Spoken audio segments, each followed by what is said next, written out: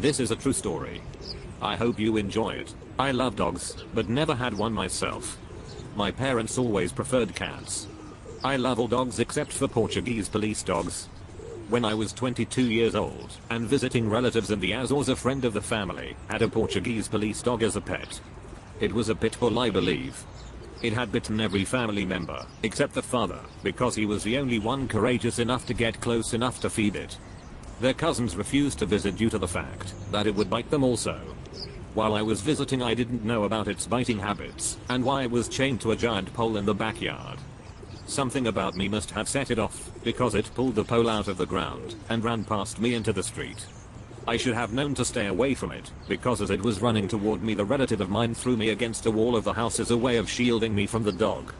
Being the nice guy that I am, I thought that I would help out by going and grabbing the long chain that was around the dog's neck and bringing it back to the house. Big mistake. The dog, seeing me bending over to pick up the end of the chain, raced toward me full speed and dug its teeth into my leg inches away from my private area. Needless to say, I screamed my lungs out, and when I put my hand next to its head to shoo it away, it latched onto my wrist and then my hand, and for some reason it let go long enough for me to turn around. It must have been in battle mode, because it took this opportunity to dig its teeth into the back of my calf, so much so that it required stitches to close. It had me on one knee at that point and I came very close to being killed by it.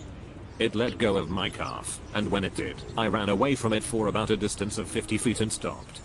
It followed me and jumped, and had I not put both my hands out and stopped in midair, it would have dug its teeth into my throat. Up until then, I was getting my butt kicked by this dog, but then I had had enough.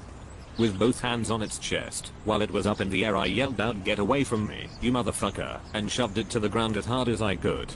Some of the back roads of the Azores are cobblestones, and this road was one of them. This was also a time in my life when I had been doing a lot of weight training to build up my arms, so that dog went flying down and hit those cobblestones pretty hard. It flipped over onto its legs and thankfully ran away from me. I had a total of 5 bites and the worst one was my calf. Apparently, they teach Portuguese police dogs to go gunning for the groin area as well as the throat area. I consider myself lucky to be alive today.